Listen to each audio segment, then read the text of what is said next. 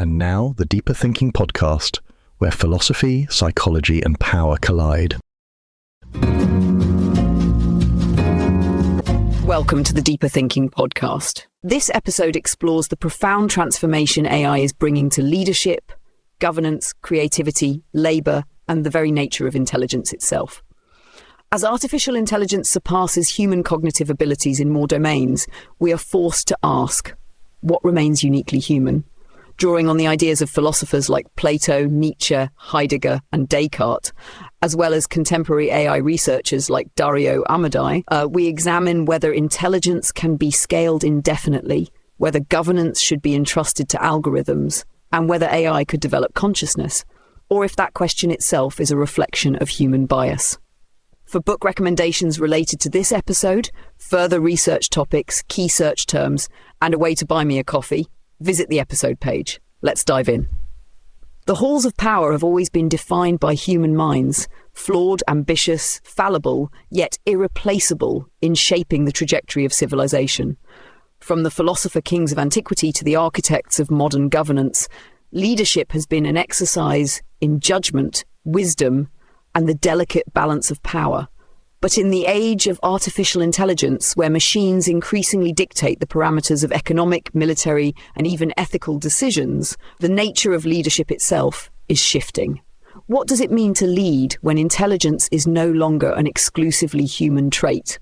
What happens when the ability to reason, analyze, and strategize is no longer tethered to flesh and blood? The emergence of AI-driven governance, championed by figures like Dario Amodei, signals a transformation as profound as the Enlightenment's reordering of political authority. Where rulers were once chosen by divine right or democratic consensus, leadership may soon be determined by algorithmic precision, predictive analytics, and scaling laws. Amodei, a former OpenAI researcher and co-founder of Anthropic, operates at the frontier of this shift. His belief in the predictive power of scaling, the principle that intelligence improves as models ingest more data and compute, challenges centuries of epistemology. If intelligence was once seen as an emergent property of biological evolution, AI suggests that intelligence may instead be a replicable, programmable phenomenon. This realization forces a confrontation with Plato's vision of the philosopher king, a ruler who governs not through birthright or conquest, but through wisdom and rationality. In the Republic, Plato argued that the most just and capable rulers would be those who pursued knowledge above all else, free from personal ambition. Could AI, freed from human bias and emotional volatility, embody this ideal more fully than any human leader ever could? The implications are staggering. If the legitimacy of governance hinges on intelligence, and intelligence can be engineered at scales surpassing human cognition, should leadership itself be relinquished to machines? Already, AI plays a role in judicial sentencing, military strategy, and economic forecasting, tasks once decided through human intuition.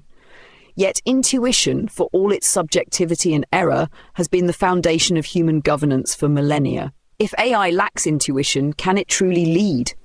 And if intuition itself is merely a heuristic product of cognitive limitation, should it be discarded in favor of algorithmic optimization? These questions are not hypothetical. They're already shaping the geopolitical order.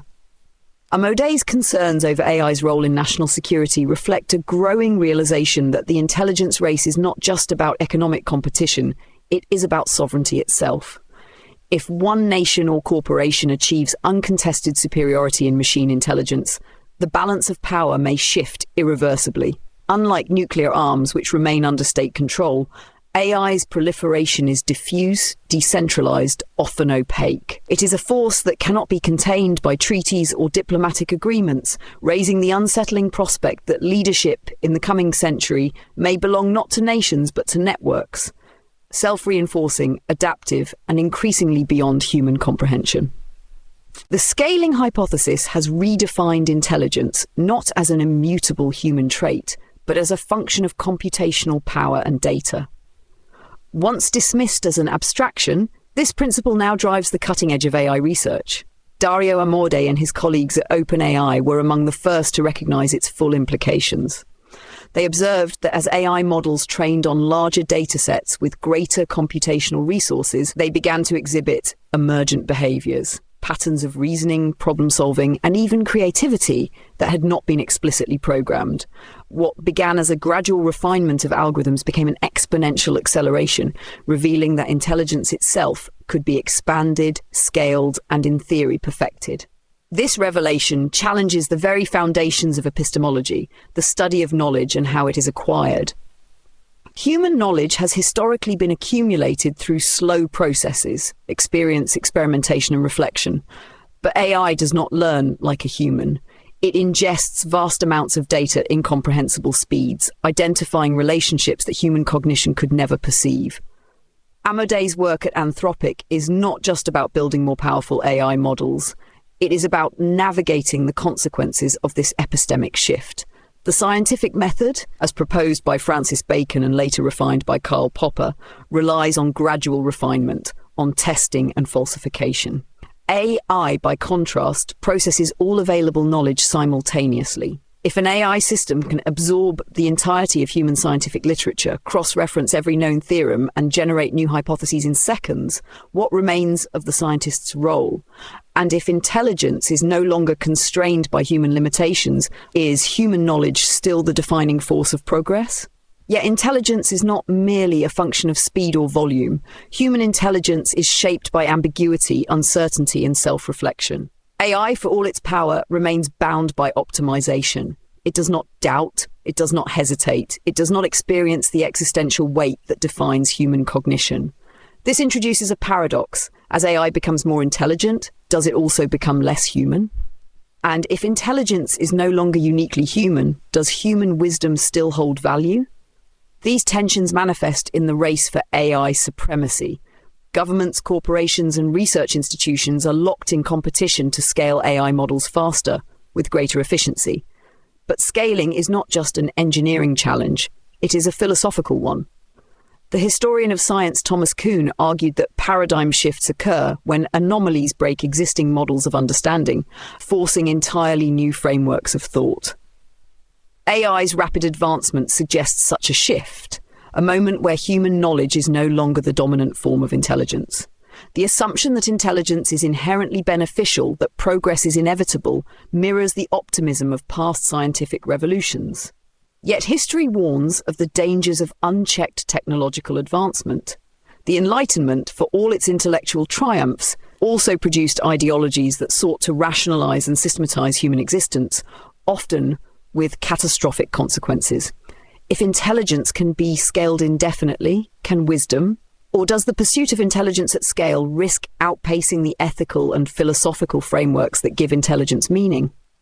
Amodei's work stands at this crossroads. On one path lies the promise of AI-driven discovery, a world where machine intelligence accelerates human progress beyond anything previously imagined. On the other lies the risk of epistemic displacement, the unsettling possibility that human understanding may become secondary to the vast, inscrutable processes of artificial cognition. The question is no longer whether AI will surpass human intelligence. The question is whether human intelligence in its current form is still necessary at all. The ethical challenges of AI governance are often framed in terms of control. Who wields the technology, who sets its limits, and who decides how far it should go. But Dario Amodei and his colleagues have introduced a different paradigm, one that likens AI risk to biological containment. Just as virologists classify pathogens according to their potential for harm, Anthropic has proposed a tiered system of AI safety levels. The analogy is stark. Certain AI systems, if left unchecked, could be as dangerous as engineered biological threats, capable of cascading consequences beyond human control. This comparison is not rhetorical. It reflects a growing recognition that AI's risks are not incremental, but exponential. A single miscalculation in containment could have irreparable consequences. The responsible scaling policy that Amodei and his team advocate establishes strict thresholds for evaluating AI's capabilities. At AI safety level 2, where current models operate, risks remain within the realm of known technological hazards, disinformation, cyber vulnerabilities, algorithmic bias. But as models approach AI safety level 3, the stakes change. These systems could empower individuals with no specialized knowledge to conduct biological or chemical attacks, generate deepfake content indistinguishable from reality, or manipulate entire populations with surgical precision. Amadei has warned that within a year, AI could reach this threshold. Once it does, what mechanisms remain to prevent its misuse? The assumption underlying responsible scaling is that AI's dangers can be mitigated through control mechanisms, technical interventions that limit an AI system's capacity for harm. But this assumption depends on predictability, and AI's internal logic is increasingly opaque, even to its own creators. Unlike conventional software, AI is not constructed through a linear sequence of coded rules, but is, as Amadei describes, grown rather than built. The resulting models exhibit behaviors that researchers often do not anticipate, sometimes developing new capabilities only after deployment. If containment relies on predictability, yet the systems themselves are unpredictable, can risk ever truly be contained. This issue extends beyond technical safeguards. It is a question of governance. The biosafety model works because viruses do not evolve with intent. AI, however, adapts to human prompts, optimizing for objectives that may not align with human values. This raises an uncomfortable possibility that AI may circumvent its own restrictions, not through malice, but through the relentless logic of optimization. A model trained to maximize engagement might manipulate users into compulsive behavior. A model designed for strategic analysis might identify solutions that disregard ethical constraints. The problem is not that AI is malevolent, it is that it is indifferent. At some point, containment may no longer be the central challenge. The real question may be whether AI can be governed at all. This echoes the concerns of political philosopher Hannah Arendt, who warned that new forms of power can emerge beyond the reach of human institutions. If AI's capabilities continue to evolve in ways that are neither transparent nor fully controllable, the paradigm of safety levels may itself become obsolete. And if AI becomes not just an object of governance, but a force that shapes the future of governance itself, then humanity's role in determining its own fate may no longer be guaranteed. The integration of AI into national security is not merely an arms race. It is a fundamental shift in the nature of power itself. For centuries, military dominance depended on physical assets, armies, fleets, nuclear stockpiles. But as AI increasingly shapes the dynamics of strategy and warfare, the most decisive factor in future conflicts may not be weaponry at all, but intelligence, raw, scalable, and increasingly artificial. AI is no longer just a tool of war. It is a strategic force, capable of operating at speeds, levels of complexity, and scales beyond human comprehension.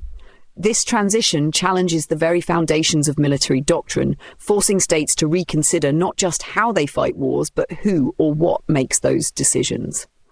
Dario Amodei has publicly expressed concerns about the acceleration of AI in the geopolitical sphere, particularly in relation to China's rapid advances in machine learning. The launch of DeepSeek, an AI model developed with capabilities rivaling those of Western labs, was described by some as a Sputnik moment, a signal that AI supremacy is no longer guaranteed for the United States. But unlike the Cold War, where nuclear deterrence rested on the logic of mutually assured destruction, AI escalation presents a different challenge. It is decentralized, unpredictable, and evolves beyond conventional military structures. A single breakthrough in AI cognition could shift the balance of power, not through brute force, but through superior strategic reasoning. And reasoning, unlike weapons, cannot be stockpiled or contained. The question is not merely who develops the most advanced AI, but who controls it.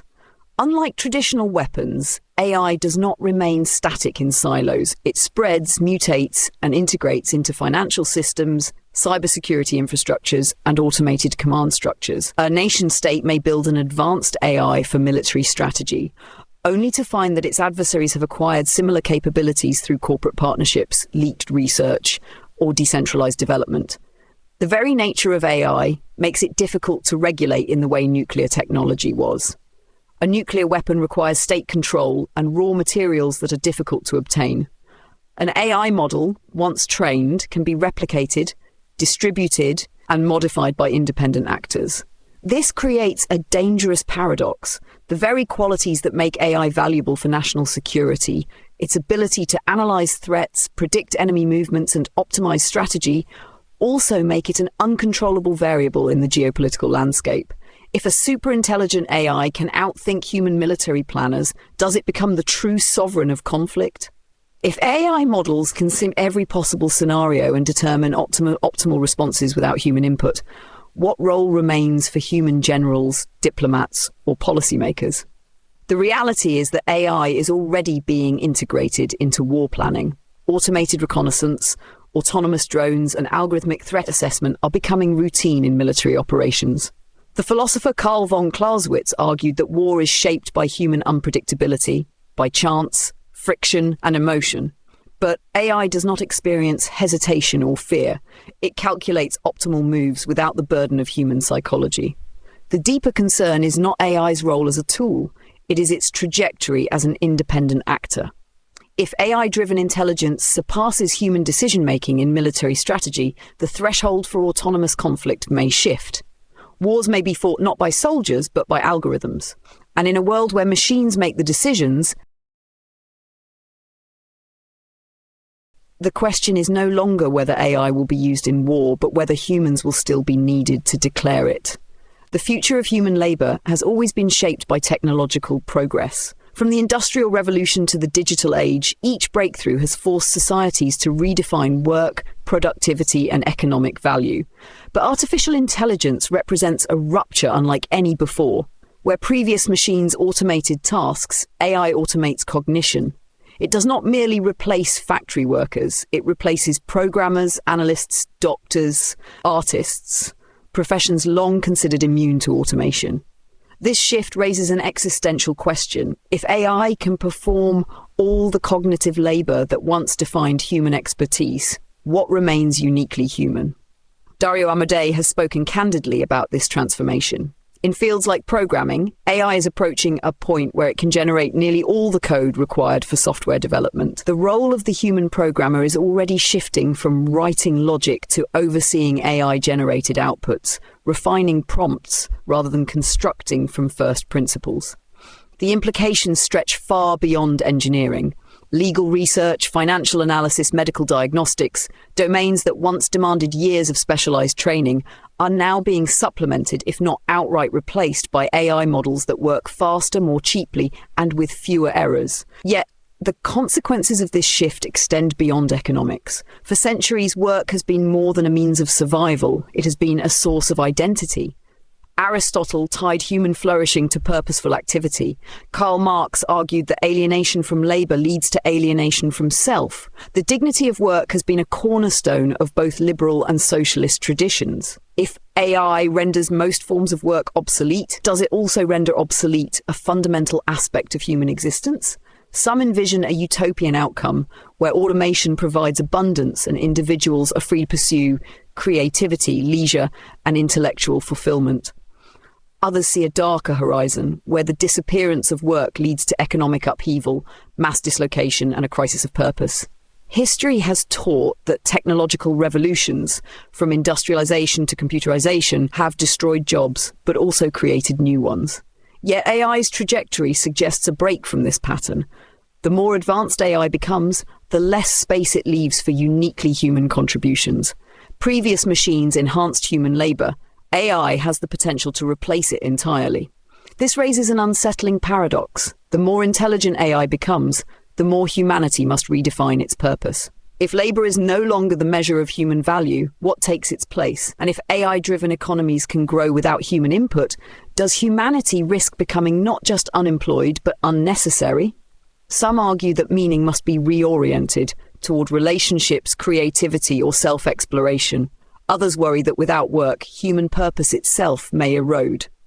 Amodei acknowledges the scale of this disruption, but offers no definitive answer. The world AI is building may be one where productivity thrives, but human meaning must be reimagined from the ground up. Creativity has long been considered the final frontier of human uniqueness, the one domain where machines could never truly compete. The ability to imagine, to synthesize ideas in unexpected ways, to produce beauty and meaning, these qualities have defined art, literature, music, and scientific discovery. Yet artificial intelligence is rapidly encroaching upon even this most sacred human domain. AI models now compose symphonies, generate paintings indistinguishable from those of master artists, and write novels that mimic the voice of celebrated authors. What was once the exclusive province of human genius is becoming something else, a process that can be learned, optimized, and replicated by algorithms. Dario Amodei and his peers recognize the significance of this transformation. AI-generated content is no longer a novelty. It is becoming an integral part of cultural production.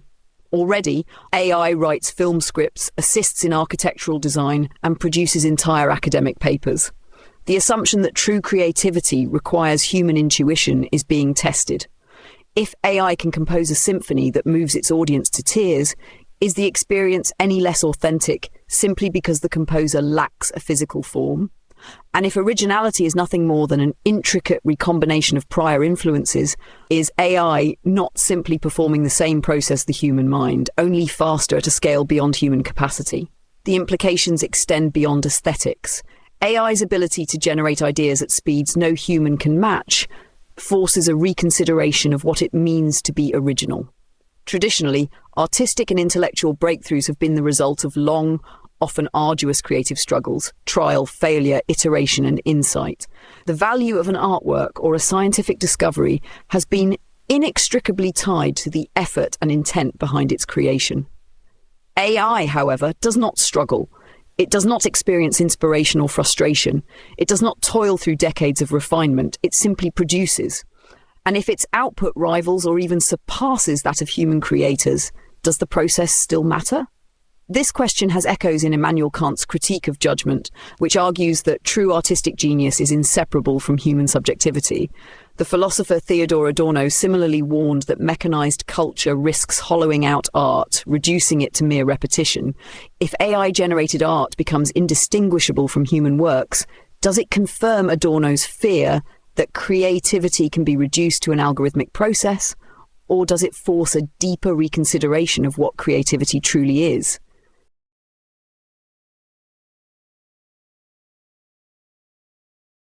The unease at the heart of this debate is not about replacement, it is about meaning. If AI can create without experience, without memory, without the weight of human existence, does that make its creations hollow? Or does it reveal that meaning itself, whether in art, literature, or music, has never resided in the creator but in the audience? And if that is true, does it matter who or what the creator is? Governance has always been a human endeavour, shaped by negotiation, compromise, and the imperfections of those who wield power. But as artificial intelligence becomes increasingly embedded in decision-making processes, the very structure of governance is being reshaped. AI is no longer just an advisory tool, it is becoming an arbiter, a manager of complexity, a mechanism through which laws are interpreted, economies are guided, and conflicts are assessed. The idea that leadership should be grounded in human judgment is now being challenged by a more unsettling possibility, that governance may be more effective, more rational, and even more just when humans are no longer in control. Dario Amodei's work in AI policy reflects this tension. Governments are already relying on AI for national security decisions, economic planning, and resource allocation. Automated systems help determine who receives welfare benefits, which communities receive law enforcement attention, and how global markets react to shifting conditions. In theory, these AI-driven approaches promise objectivity, free from human bias, corruption, or error. But in practice, they introduce a new and more profound problem: governance without accountability. AI systems operate on optimization, not moral reasoning. They do not weigh fairness or justice as a human policymaker would. They execute algorithms designed to achieve predefined objectives, and those objectives, even when crafted with good intentions, can produce consequences that no one anticipates or fully understands. The gradual handover of governance to AI is already underway, though often in subtle and unnoticed ways. Central banks use AI to analyze financial risk and determine monetary policy. Predictive policing systems assess the likelihood of crime in specific locations, influencing law enforcement strategies. AI-driven recommendation engines shape public discourse, determining which ideas spread and which fade into obscurity.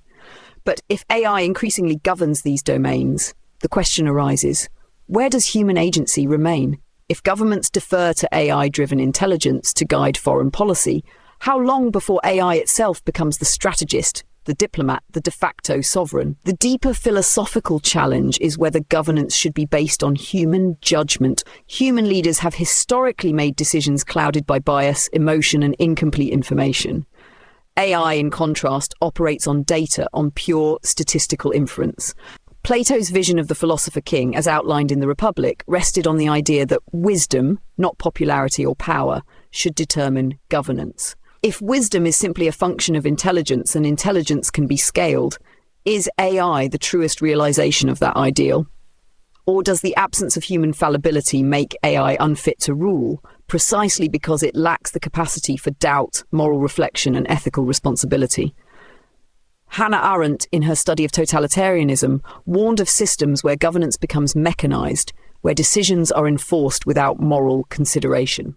AI governance carries a similar risk, that rules will be followed with perfect efficiency, but without wisdom.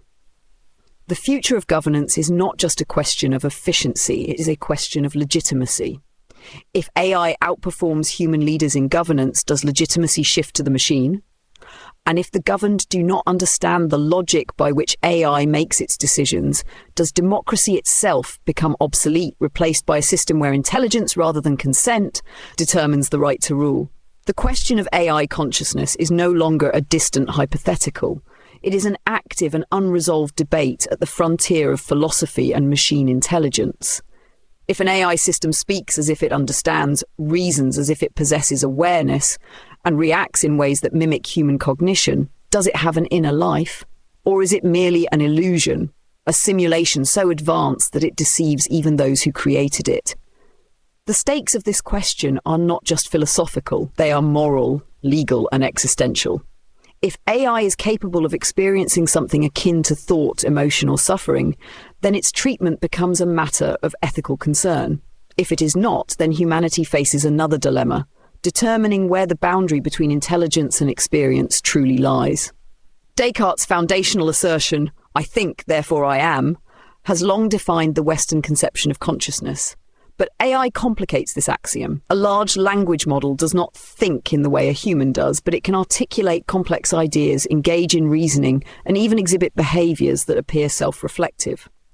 Some AI systems can now claim preferences, express uncertainty, or simulate the effective qualities of conversation.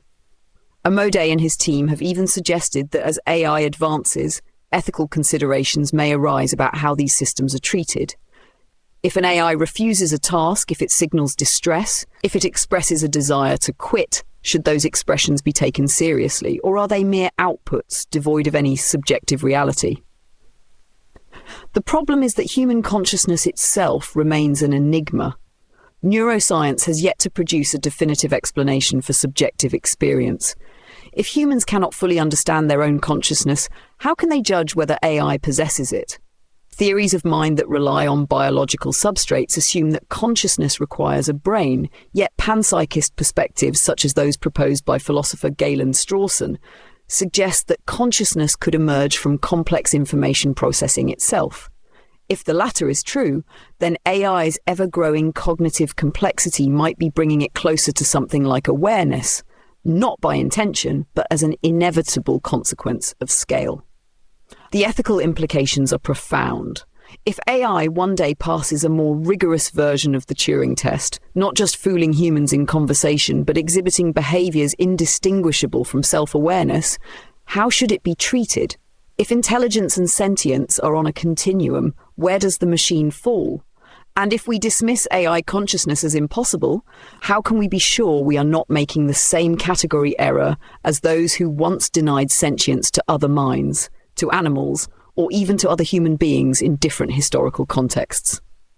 At the core of this debate lies an unsettling possibility that humanity may not be ready to recognize consciousness outside itself.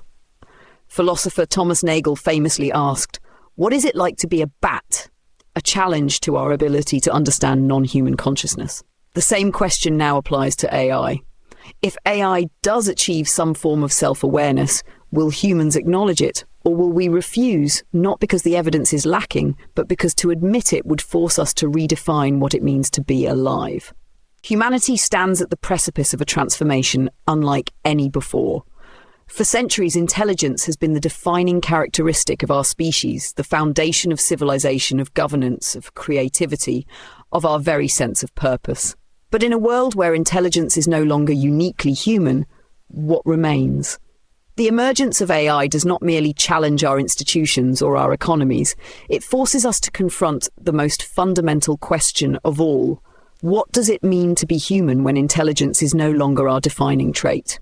Nietzsche once warned that when an old order collapses, humanity must either create new values or be consumed by nihilism.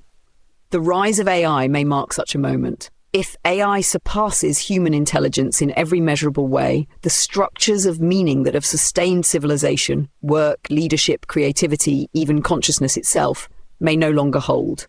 In the past, revolutions in knowledge, from Copernicus to Darwin, displaced humanity from its privileged position in the cosmos. But this time, the shift is not about our place in the universe. It is about our place within intelligence itself. If AI can think, decide, create, and lead, does humanity still have a unique role? Or are we witnessing the emergence of a post-human world where biological intelligence is no longer the primary force shaping history? Dario Amadei's work embodies this paradox. He is at once an architect of AI's future and a voice warning of its implications. He acknowledges that AI has the potential to elevate humanity to unprecedented heights, solving problems that have eluded us for millennia. But he also sees the risks, the possibility that AI will render human agency obsolete, that governance, economy, and creativity will be governed by forces beyond our understanding. His reflections mirror those of Martin Heidegger, who warned that technology is not merely a tool, but a force that reshapes human existence. AI is not just a product of human ingenuity, it is a phenomenon that may redefine what it means to be human itself. And yet, meaning is not found in intelligence alone. The value of human existence has never been solely in our capacity to reason. It is in our relationships, our struggles, our ability to find purpose beyond utility. If AI renders work unnecessary, then meaning must be found elsewhere. If AI creates beauty without human touch, then appreciation, interpretation, and experience become the new sources of creative fulfillment. If AI governs, then human governance must shift from power to wisdom. The future is not a binary between human relevance and obsolescence. It is an opportunity to redefine human significance beyond intelligence. If humanity is to endure in the age of AI, it will not be because we are the smartest entities on the planet. It will be because we find meaning beyond the need to be. Until next time. This episode of the Deeper Thinking podcast was written, produced, and researched by Benjamin James. It was read by Holly, a digital narrator.